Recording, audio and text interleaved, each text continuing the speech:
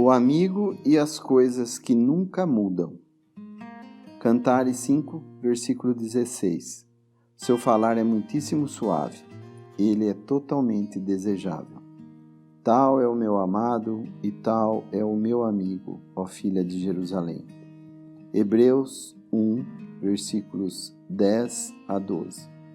E tu, Senhor, no princípio juntaste a terra, e os céus são obras de tuas mãos. Eles perecerão, porém tu permanecerás, e todos eles como roupa se envelhecerão, e como uma manta os enrolarás, e mudar-se-ão, porém tu és o mesmo, e os teus anos não acabarão. Malaquias 3, versículo 6. Porque eu, o Senhor, não mudo, por isso vós, ó filho de Jacó, não sois consumidos. Hebreus 13, versículo 8. Jesus Cristo é o mesmo ontem, hoje e eternamente.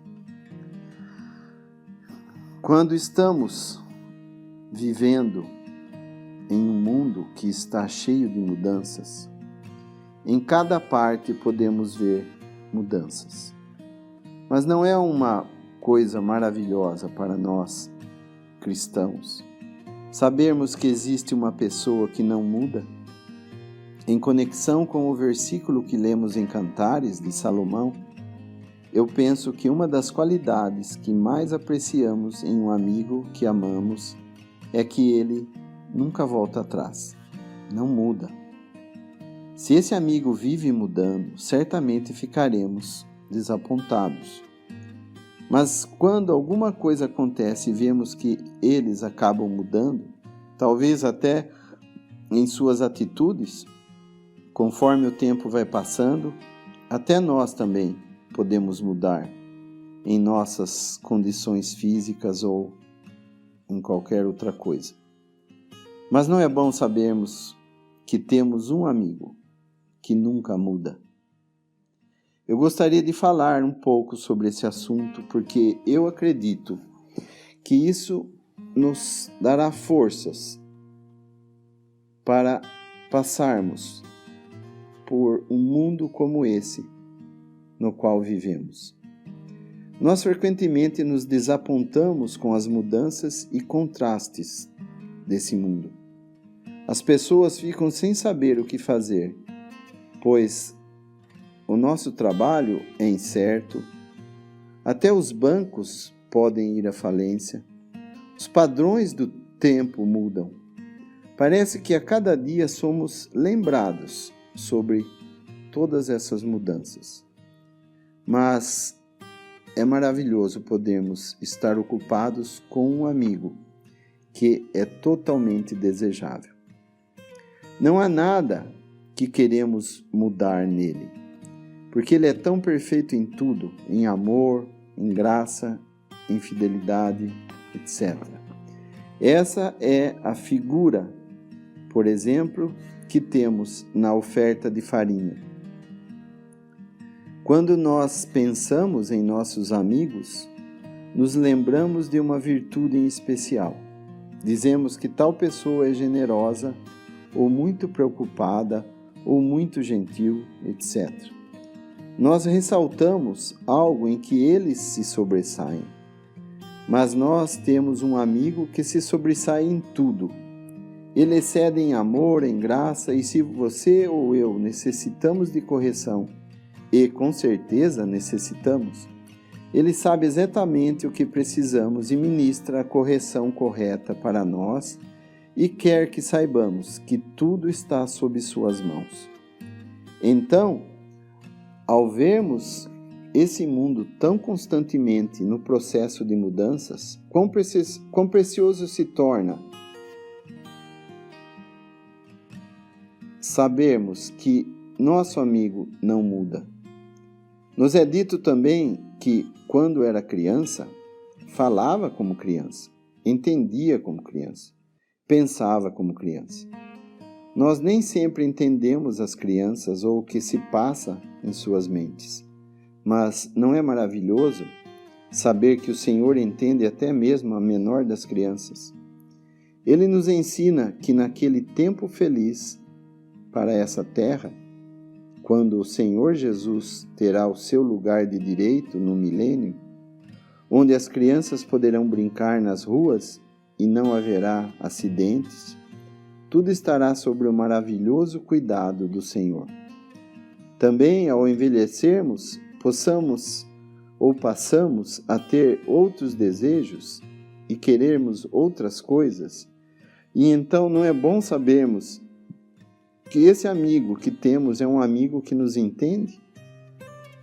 Ele já nos conhecia antes que viéssemos a existir como pessoas. No Salmo 139, versículo 16, diz: Teus olhos me viram. Você não tem nenhum amigo como esse, que te conheça física e emocionalmente, e que te conheça perfeitamente em todos os detalhes. Esse versículo de Cantares também não nos toca no coração, quando diz, abre aspas, tal é o meu amado e tal é o meu amigo, fecha aspas. Ele não é como os amigos que temos nesse mundo. Ele não muda. Está escrito, abre aspas, eu, o Senhor, não mudo, por isso, filhos de Jacó, não sois consumidos, fecha aspas. Nós mudamos a todo tempo. Quando nós temos um amigo que muda e que era próximo de nós e se torna agora distante por alguma razão que talvez alguma coisa que tenha feito contra nós aconteça, é difícil para nós aceitarmos algo assim. Mas esse amigo, apesar de todas as nossas mudanças, nos ama da mesma forma. Tem sido dito frequentemente que as certezas nas Escrituras do Senhor, pelo seu amor por nós, foram ditas em tempos em que menos esperávamos. No livro de Deuteronômio, após 40 anos no deserto, murmurando, reclamando e mostrando o que realmente estava nos corações dos judeus, quando Israel chegou ao final da jornada, nos é dito, abre aspas, ele amou o povo, todos os santos estão em suas mãos, fecha aspas. Aqueles 40 anos de murmúrios e reclamações não mudaram esse amigo. Ele os amou e eles estiveram em suas mãos. Em Jeremias também nós podemos ver que o povo tinha ido tão longe que Deus permitiu que fossem levados cativos. O estado deles parecia não ter saída, assim como diz as Escrituras. E então o profeta Jeremias, com lágrimas, teve que alertá-los que seriam levados cativos. Mas isso mudou esse amigo que Israel tinha e que temos também? Não. Nos é dito no capítulo 31 de Jeremias, versículo 3, abre aspas, porquanto com amor eterno te amei, por isso com benevolência te atraí, fecha aspas. Então, um pouco mais tarde, um pequeno remanescente foi trazido do cativeiro e lemos no livro de Malaquias sobre as coisas que aconteceram. Eles disseram, a ele o coxo e o cego, ou seja, eles não ofereceram o melhor que tinham a Deus. Eles deram o que era de segunda mão, coisa que não dariam nem a um governador. Eles não faziam coisas que agradassem ao Senhor. E eles também não eram obedientes a Ele. Mas como Ele inicia a mensagem para com eles, quando Ele fala sobre todas essas falhas e erros, ouça a maneira como o livro de Malaquias começa, abre aspas. Carga da palavra do Senhor contra Israel pelo ministério de Malaquias. Eu vos amei, diz o Senhor. Fecha aspas. Agora vamos no Novo Testamento. E iremos ler de Marta e como o Senhor falou com ela. ela estava murmurando porque Maria estava sentada aos seus pés. Nós podemos ter a ideia que o Senhor tinha mais afeição por Maria, porque ela era mais devota. E ela estava sentada aos seus pés, ouvindo suas palavras. Mas quando nos é falado sobre a afeição do Senhor para com eles, nos é dito, abre aspas, ora Jesus amava a Marta e a sua irmã e a Lázaro. João, capítulo 11, versículo 5. Sim, o nome de Marta vem primeiro, justamente o que menos se esperava. E então lemos aquelas palavras também para as 7 igrejas em Apocalipse, capítulo 2 e 3. Ele sentia-se afligido por eles terem deixado o primeiro amor. E nós temos que confessar e entender que isto é verdade também para cada um de nós, não é? Nós perdemos o frescor da afeição para com o Senhor Jesus. Mas na última carta à igreja de Laodiceia é dito no capítulo 3, versículo 19, abre aspas, eu repreendo e castigo a todos quantos amo. Sê, pois, zeloso e arrepende-te. Fecha aspas. Quão precioso é isso? Abre aspas. Eu sou o Senhor, não mudo. Por isso, vós, filhos de Jacó, não sois consumidos. Fecha aspas. Eu penso que muitos de nós, e especialmente quando vamos ficando mais velhos e olhamos para trás, podemos certamente dizer que se o amor que o Senhor tem para conosco dependesse do modo como agimos para com Ele como cristãos, esse amor deveria ser muito pequeno.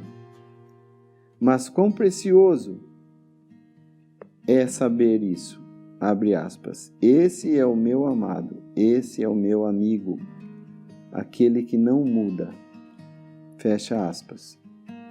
Abre aspas, eu sou o Senhor, não mudo. Por isso, ó filhos de Jacó, não sois consumidos. Fecha aspas. Então, nós lemos também em Hebreus, capítulo 13, onde o Senhor falava sobre os líderes que tinham falado para eles a palavra de Deus, e ele acrescentou aquela pequena palavra, a fé dos quais imitai. Meu pai frequentemente me dizia, lembre-se, não nos é dito aqui cujas falhas imitais. Nós vemos falhas em nós mesmos e mais falhas ainda nos outros. E algumas vezes nós até seguimos alguém que tem feito algo errado, mas nos é dito cuja fé imitai. Então, isso nos diz que existe uma pessoa a quem podemos imitar implicitamente. Existe um que nunca falha. Depois de dizer-nos que podemos imitar a fé daqueles que nos instruíram nas coisas de Deus, ele nos aponta de novo para o nosso amigo imutável, Jesus Cristo, o mesmo ontem, hoje e eternamente. Seguramente, quando pensamos nisso, será de grande encorajamento para os nossos corações. Eu creio que isso é totalmente importante, não somente em conhecer essa pessoa bendita, mas também perceber que Ele deixou em Sua palavra tudo aquilo que necessitamos para o nosso caminho. Vivemos num mundo de constantes mudanças. Eu imagino que se olhássemos há 50 anos atrás, nenhum de nós chegaríamos a um lugar da mesma maneira que chegamos hoje. Alguns chegariam de avião, outros de trem, outros de carro, etc.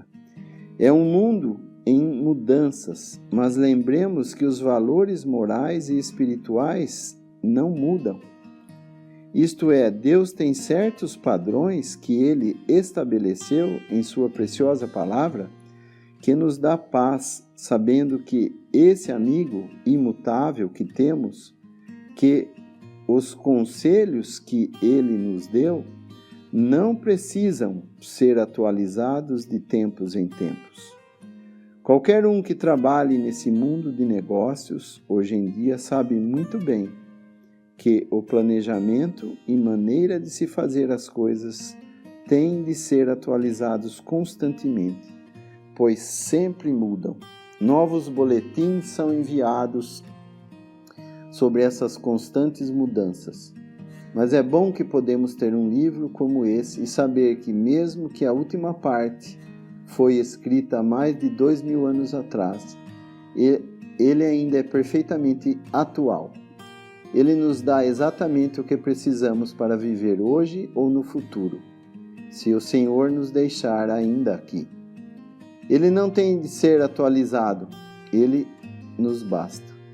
Eu costumo dizer aos jovens e para aqueles também que são mais velhos, que quão importante é seguirmos esse livro.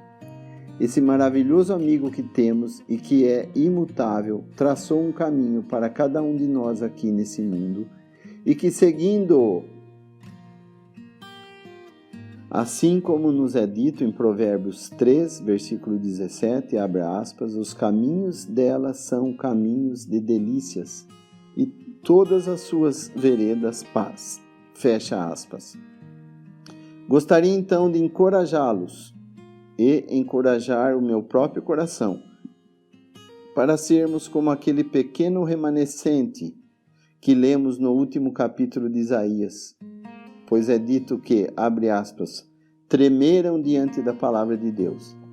Eles tiveram medo. Quando nós viajamos, às vezes não estamos ambientados com o lugar que estamos e prestamos então muita atenção nos sinais. Temos medo de perder alguma placa, pois às vezes não é fácil achar o caminho de volta. Às vezes, se perdemos alguma placa, temos que andar quilômetros até voltar para encontrar o caminho correto. As placas ou sinais foram estabelecidos para o nosso bem. E Deus tem escrito sua palavra para o nosso bem. Seu divino poder tem nos dado todas as coisas pertinentes à vida e à santidade. Nós não temos que procurar sabedoria nesse mundo quanto à moral ou às coisas espirituais.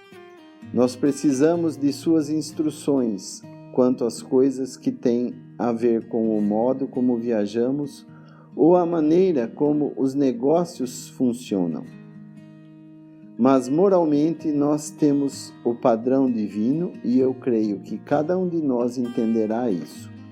Eu digo isso aos amados jovens. Vocês ouvem que os velhos estão ultrapassados, que têm ideias restritivas ou antiquadas.